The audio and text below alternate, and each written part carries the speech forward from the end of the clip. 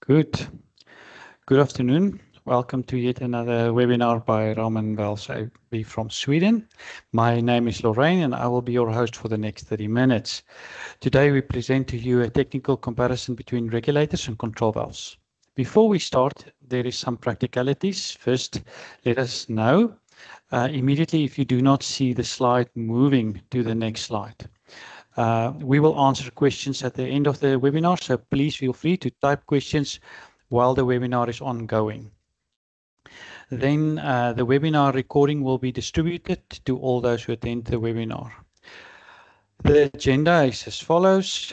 Going to have a short company presentation, overview of what I'm going to talk about. Then we're going to go into process regulators versus control valves, where we're going to discuss functional differences, size and capacity versus cost, initial cost performances, range of operating conditions, fail-safe applications, and then some answers to your questions. Then quickly a little bit more about Raman. Raman was founded in 1945, headquarters in Stockholm, Sweden, own manufacturing facility in Fagersta, Sweden, approximately 12 employees and worldwide distribution network. We have several product technologies, control valves, process valves, regulators, safety valve, tank equipment, automation, accessories, etc. Raman also manufactured their own control valve, the Raman ball sector valve. We also have our own vacuum vent as well as non-return valves, which we manufacture and distribute worldwide. Then we have specific products for the Scandinavian market, is Erosi, Badger Meter, Control Air, Unival, Casco and Instrum. So, quick overview. So, we're going to discuss today pressure regulators and control valves in the industrial pressure control applications. And this is for everyone that are on a daily basis busy specifying and maintaining pressure control equipment. So, key topics that we're going to address is how regulators and control valves operate, detailed side-by-side comparison and capabilities, for instance, size, cost, accuracy, common failure modes, considerations of cost and complexity, application-specific pros and cons, manufacturers' examples for Casco, Raman, Instrum, etc.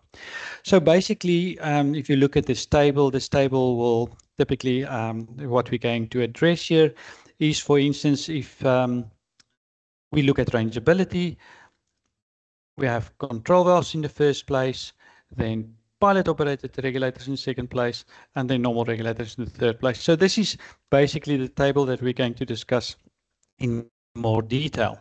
So let's start. So let's quickly look at the functional difference between the two, between a regulator and a control valve. So if we look at this PNID loop, we quickly see that there's a pressure transmitter, and the pressure transmitter gives a signal to the controller. The controller processes the signal and gives an output signal to the positioner, which then gives an output to the actuator. The actuator then modulates the valve and then opens and closes it more. So the regulator is a self-contained process-powered valve that automatically adjusts to maintain a set pressure without external control signals of power. It uses the process fluid's own energy to act for actuation. Common design is spring-loaded direct acting. So external power and instrumentation. A control valve needs external energy, instrument air or electric actuator, and a control signal from the external source. It's versatile. It can control many process variables like process, pressure, flow, temperature, level, pH, whatever you require it to control. Also, it can incorporate, for instance, feedback mechanism and things like that.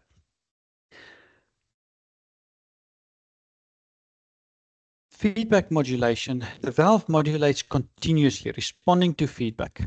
Any offset in the corrected by the controller's action. To control the valves, maintain a set point with high accuracy, no inherent droop under steady load.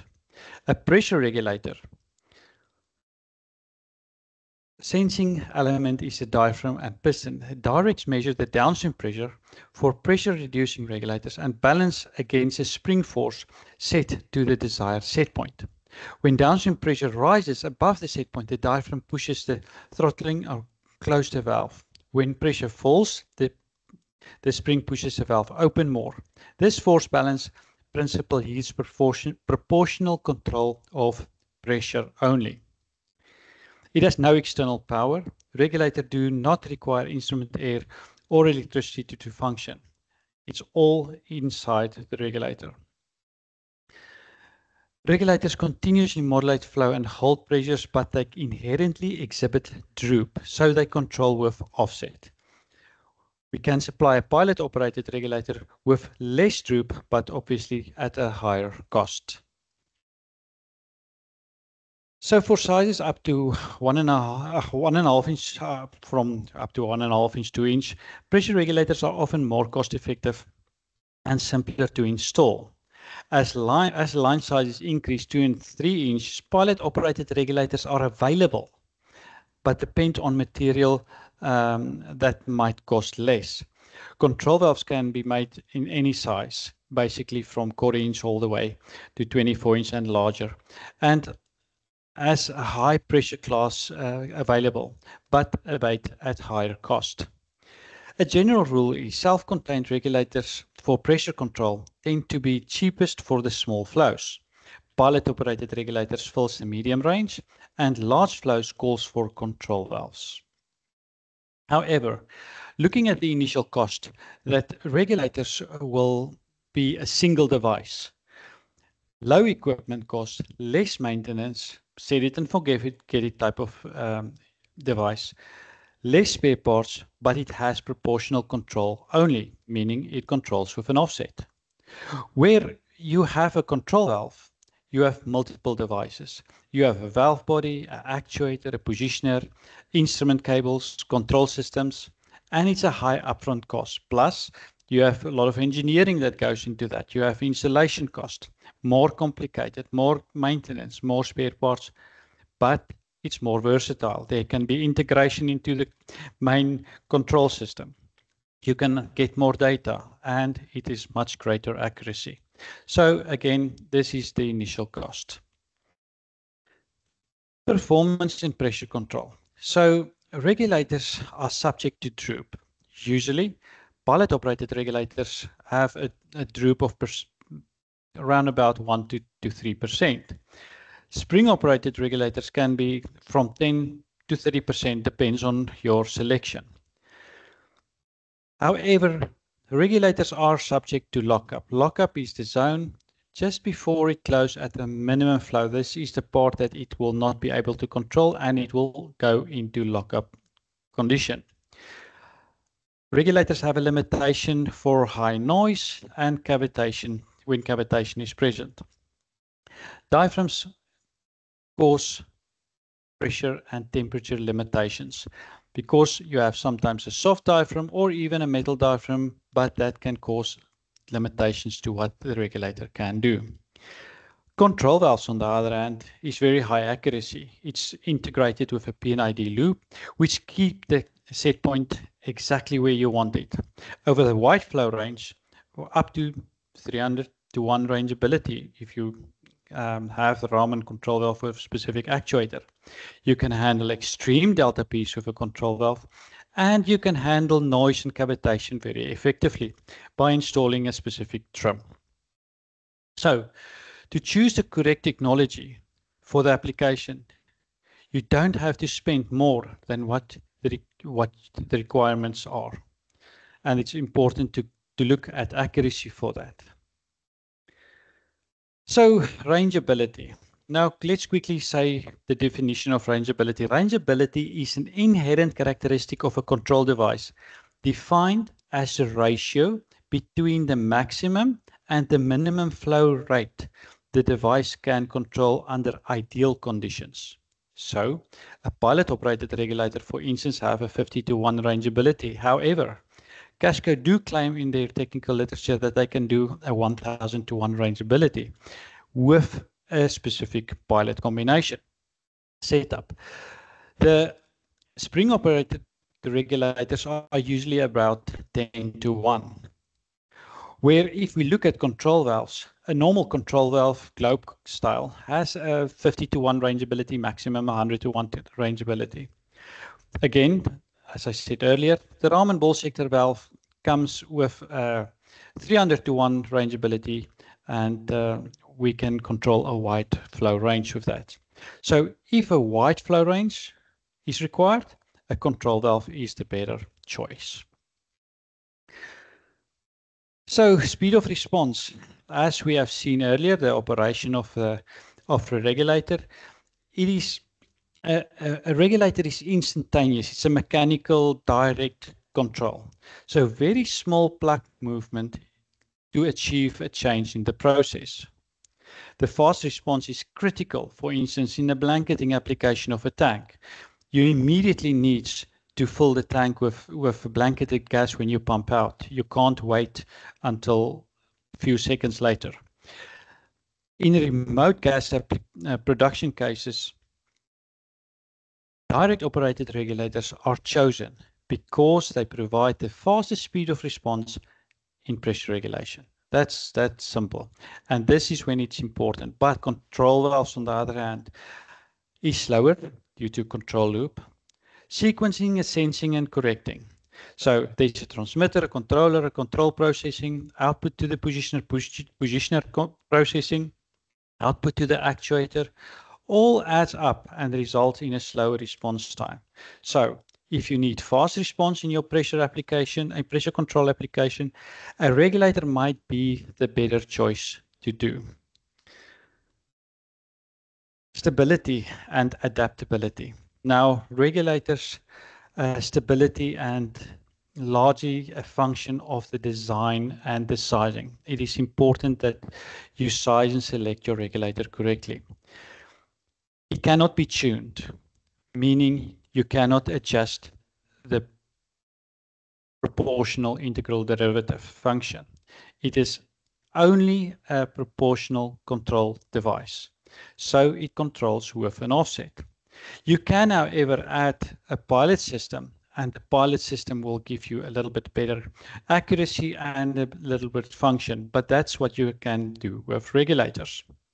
Control valves, on the other hand, have the tunability. Tunability is where you can adjust the PNID parameters, then the valve could achieve a much more stable control. PNID stands for proportional integral and derivative functionality. Good. So control valve tends to handle difficult flow and pressure dynamic much better. Temperature, pressure, media is a factor that we always need to take into consideration. If the application involves extreme conditions, for example, high flow range, very high and extreme low temperatures, high corrosive media, dirty fluids, very high delta P, a control valve is often the safer bet for longevity. Also, control valves has a wide material selection available. From brass to Hastelloy C to duplex, super duplex, you can get your control valves even in titanium if you want. And that is, for instance, one of Raman's ball sector valves capabilities. But if you go to a regulator, regulators are favored for moderate conditions, common gases, clean liquids and clean chemicals, and steam. Can go up to, yes, minus 256 degrees Celsius, up to 204 degrees Celsius, a little bit higher maybe if we can manage the diaphragm. Pressures up to 300 bar in the Casco range. But we have a limit material selection. We have carbon, steel, cast iron, we have brass, we have some places we have Hastelloy C. But we don't have the extreme available materials that you can get in control valves. Another factor to consider is the fail-safe operation. Now, regulators fail in the undesirable position most of the time. So spring-operated pressure-reducing regulators most often fail open. And if you look at that, you're controlling a high pressure to a low pressure with a pressure-reducing regulator, and it fails open. That means that your inlet pressure equals your outlet pressure, and that would not be desirable. The same goes for a back pressure regulator, where it will fail in a closed position. You're actually trying to control or maintain the back pressure. And if it fails closed, that back pressure might increase. So that is a problem for us in regulators. However, pilot-operated regulators can be designed to fail closed when the pilot loses control pressure. That's the benefit of pilot-operated regulators. However, control valves, on the other hand, control valves can be designed to fail in a predetermined safe position upon loss of instrument power listed. So, whenever you need, control valves is the best for fail-safe action. Period. Okay, tank blanketing, pilot-operated tank blanket regulators is the most industrial standard, especially for speed of response. Gas distribution lines, because accuracy in gas distribution lines is not that critical, pressure regulators are more than adequate enough. Gas systems. So control valves are mostly used to control the flow and pressure, where its primary control is regulator. So in gas systems, when you have a control valve and a regulator, the regulator maintains a stable pressure to the control valve, but the control valve is there to control the flow. The pressure regulator will just be there to control the pressure for that, to have a stable delta P across the valve. In petrochemical operations, it is more complex systems. Integration, I would say, is the most important for petrochemical operations, and many other companies as well, mining even as well. So you will always have a control valve. When you say integration, control valve is always the key. However, utility air, steam, utility water is not that critical, so pressure regulators is fine. Critical pressure control where power is not guaranteed. Remote areas. You're in a pipeline in the desert, pressure regulators is the answer there. When you have hazardous gases and liquids, yes, a control valve is the best. Regulators can be used. However, you have to consider that the diaphragm can fail. And if this hazardous gas is a problem and the diaphragm fail, then you have a leak to atmosphere, which might be undesirable. So again, control valve in this might be better, and you can have redundancy. You can have a sensor that say there's something, the packing is leaking, or in terms of that. Then safety aspect, if fail safe is required or feedback is required. Control valve, yes. With redundant senders, a perfect option. So then we have steam distribution systems. However, steam distributions can use both control valves and regulators. Normal steam reduction, non-critical, is good for a pilot-operated or a normal style regulator that is suited for the steam applications. However, when you have high delta P systems and creating a lot of noise, a steam control valve would be a perfect solution for that. And it would actually be able to add the low noise trim when you require that. Mining industry, typical applications, good. Regulators is good for your basic utilities, water, air is fine. But then you get to the slurries, you get to the more processes, there you would like to have a control valve, because Dirt is a killer for any regulator. Regulators don't like dirty fluids, doesn't like dirty water, doesn't like dirty gases, dirty steam. It's just destroying your valve. So in that case, you select proper control valve like the Raman ball sector valve, which is perfect for slurry applications, and we can use it there. Good. Conclusion. Okay, so when deciding between a regulator and a control valve, consider the required control performance, the importance of self-sufficiency versus integration. The operating conditions in many cases is a big factor. When the choice is clear, for instance, sophisticated reactor pressure control, well, you use a control valve. Simple utility pressure reduction, use a regulator. Well, in the gray areas, weigh the cost and complexity against the needed benefits. And remember, sometimes the best solution, leverage both. Using each device where it fits best in the system. By understanding the distinctions outlined in this webinar, you can make an informed choice that ensures safe, efficient, and reliable pressure control for your specific application. So, please contact the Raman contact person to discuss your application. We would for sure be able to help and guide you what to choose, regulator, control valve. And we will do a proper sizing for both of the items and to tell you which would be the best option, clearly stated. Just quickly, a reminder about our product platform. I didn't have more than that, but it's just a reminder that we have the product platform where you can go and see the products for the regulators, back pressure regulators, and the control valves discussed in this webinar. I am a bit quicker than I was to, but let's see if there is any questions today.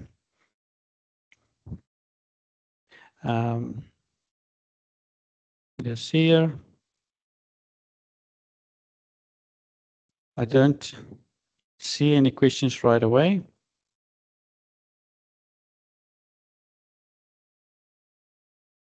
Okay, and then I think we can conclude the webinar if there is no questions. I know it was a bit fast, but yeah, let's see. Thank you very much for joining.